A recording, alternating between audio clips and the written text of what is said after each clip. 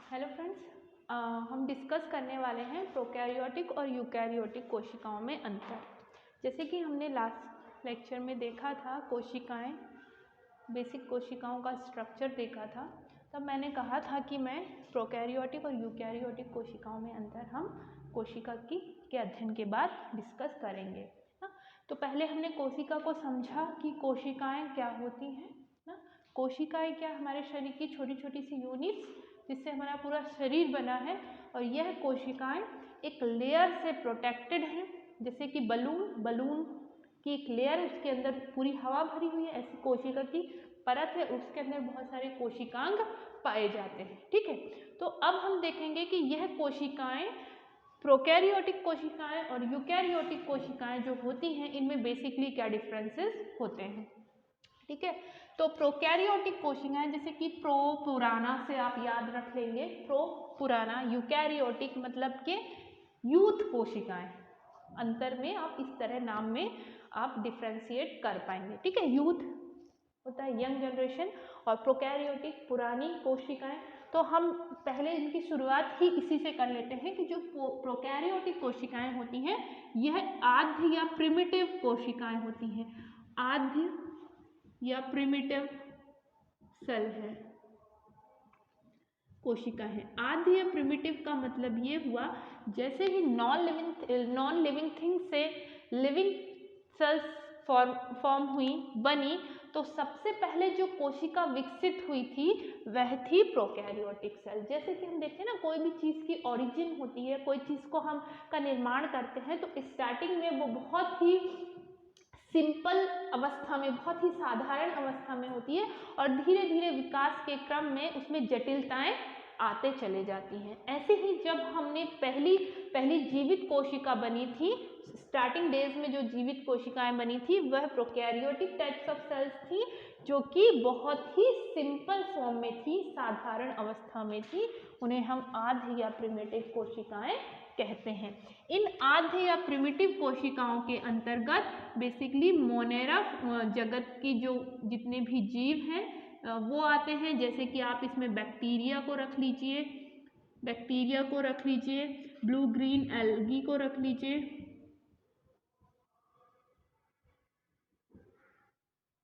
नीली हरी शैवाल, और आप इसमें बैक्टीरियोफेज आदि को रख सकते हैं। ये मोनेरा जगत की जो कोशिकाएं हैं, यह प्रोकैरियोटिक कोशिकाएं होती हैं। इसके अलावा इनके अपोजिट में जब हम यूकैरियोट्स को देखते हैं, तो यूकैरियोटिक कोशिकाएं यह नवीन व विकसित कोशिकाएं होती हैं। विकसित कोशिकाएं होती हैं, इसका मतलब ये हुआ,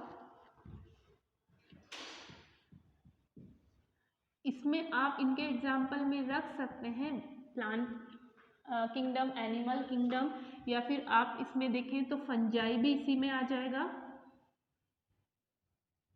प्लांट, एनिमल्स, और ये प्रोटिस्टा भी इसी में शामिल होंगे, प्रोटिस्टा टाइप ऑफ सेल्स भी इसी में। तो इसमें आपको समझ में आ जाएगा जो विकसित कोशिकाएं, पादप कोशिकाएं, जंतुओं की सारी कोशिकाएं, ठीक है, फंजाई की कोशिकाएं, प्रोटिस्टा, ये सब किस में आएंगे, यूकैरियोट्स।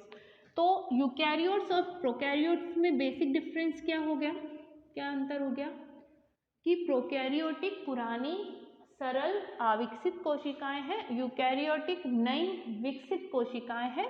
इसके अलावा देखें तो इनमें वेल डिफाइंड सेल ऑर्गेनेल्स पाए जाते हैं। इसका मतलब ये हुआ कि इनमें सभी कोशिकांग मेम्ब्रेन से,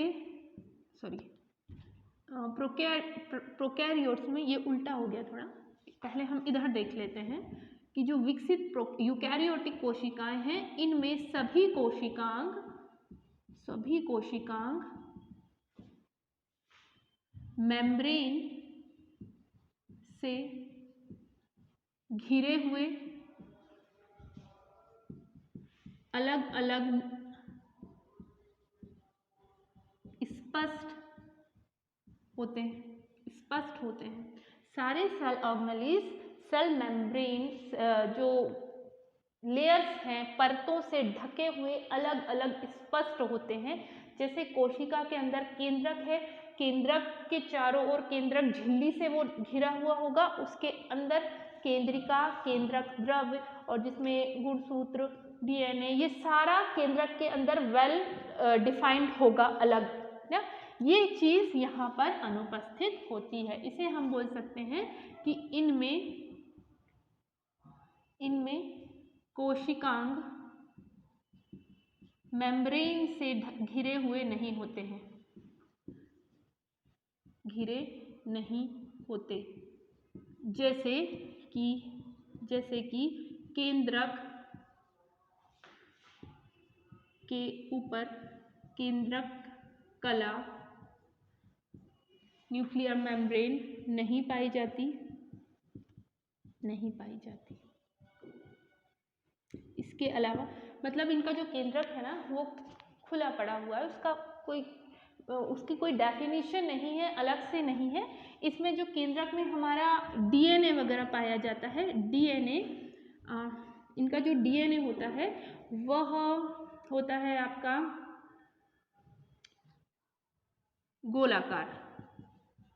गोलाकार सर्कुलर डीएनए पाया जाता है,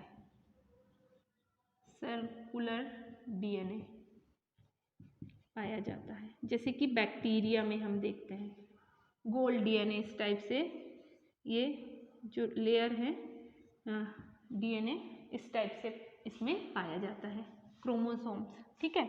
और इनमें जो डीएनए पाया जाएगा, डीएनए लीनियर यानी आप बोल सकते हैं क्रोमोसोम्स लिखें तो ज़्यादा बेहतर है, क्रोमोसोम्स लीनियर अर्थात रेखीय छड़ के रूप में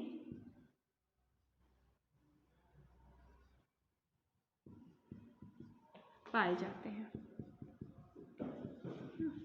जो आपके डीएनए हैं या फिर क्रोमोसोम्स हैं यहाँ पर सर्कुलर वे में मिलेंगे, यहाँ पर लीनियर मिलेंगे। इस टाइप से आप देखते हैं ना, गुणसूत्र पढ़ते हैं कुछ इस तरीके का होता है। और यहाँ पर जैसे मैंने बताया कि इनका जो डीएनए या गुणसूत्र है वो इस तरह सर्कुलर वे में पड़ा रहता है, जैसे कि हम बैक्टीरिया में देखते हैं, ठीक है।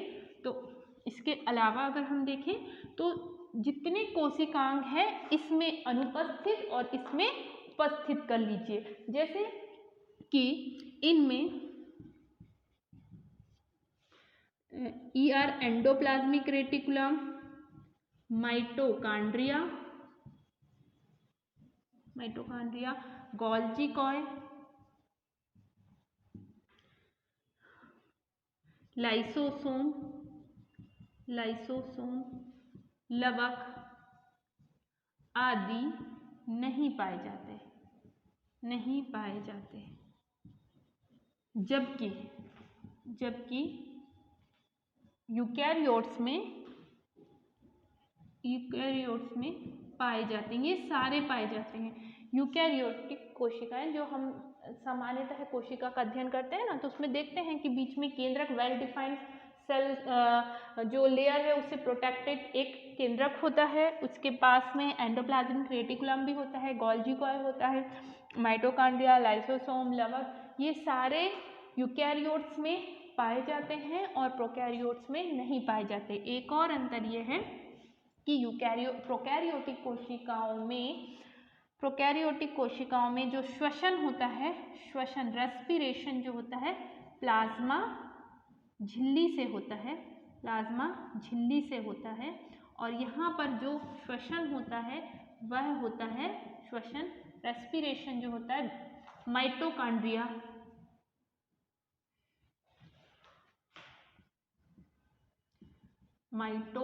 में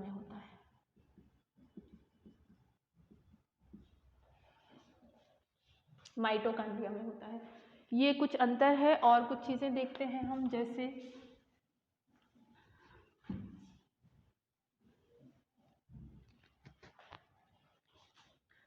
सेल वॉल प्रोकैरियोट्स में भी पाई जाती है और यूकैरियोट्स में भी पाई जाती है।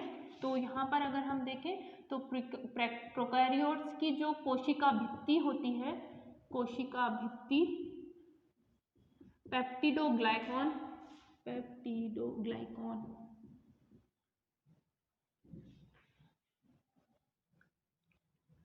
पेप्टिडोग्लाइकॉन की बनी होती है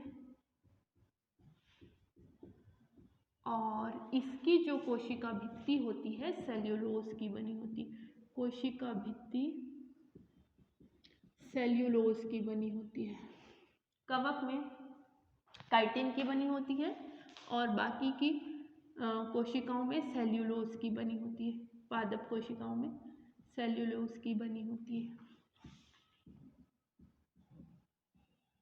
एक अंतर हम देखेंगे कि राइबोसोम एक ऐसा सेल ऑर्गेनेली है जो प्रोकैरियोट्स में भी पाया जाता है और यूकैरियोट्स में भी पाया जाता है, लेकिन जो प्रोकैरियोट्स में राइबोसोम पाया जाता है वो होता है उसका गुणांक 70 होता है, यानी कि 70S प्रकार के राइबोसोम पाए जाते हैं, राइबोसोम पाए जाते हैं। और इसमें थोड़ा विकसित गुणांक, विकसित प्रकार के यानी 80S प्रकार के राइबोसोम पाए जाते हैं।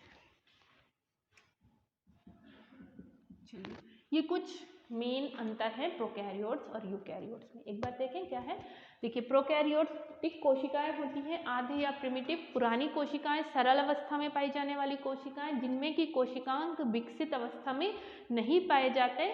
इनकी कोशिका में ये मुख्यतः एक कोशिकीय जीवों में प्रोकैरियोट्स कैसे होते हैं, एक कोशिकीय यूनिसेल्युलर होते हैं ना, और जबकि यूकैरियोट्स कुछ यूनिसेल्युलर भी हो सकते हैं यानी एक कोशिकीय भी हो सकते हैं और मैक्सिमम कैसे होते हैं मल्टी सेल्युलर यानी बहुकोशिकीय जीव, विकसित जीव बहुकोशिकीय जीव। ठीक है, जो प्रोकैरियोट्स होते हैं यह स्टार्टिंग डेज में विकसित हुए हैं, तो इनके शरीर में अलग अलग कामों के लिए अलग अलग अंग नहीं है, कुछ एक ही अंग है जो शरीर के सारे कामों को कर रहे हैं। यूकैरियोट्स में हर कार्य के लिए अलग अलग अंग जिम्मेदार है जिसे कोशिकांग कहते हैं, जो कि एक परत से अलग अलग प्रोटेक्टेड होता है, जिसे हम बोलते हैं कि इनमें वेल डिफाइंड सेल ऑर्गेनेलीज पाए जाते हैं, अलग से स्पष्ट दिखाई देने वाले। ठीक है, प्रोकैरियोट्स में जो होते हैं इनमें जो डीएनए होता है वो गोलाकार होता है, सर्कुलर वे में होता है, लेकिन इनका जो डीएनए होते हैं वो छड़ के आकार के क्रोमोसोम्स होते हैं और छड़ के लंबे लंबे लीनियर डीएनए पाए जाते हैं। ठीक है, और इनमें सारे कोशिकांग नहीं है, इनमें पाए जाते हैं। इनमें प्रोकैरियोट्स में श्वसन आपका प्लाज्मा झिल्ली में होता है और इनमें होता है माइटोकांड्रिया में। ये बेसिक डिफरेंस दोनों के बीच में। Thank you.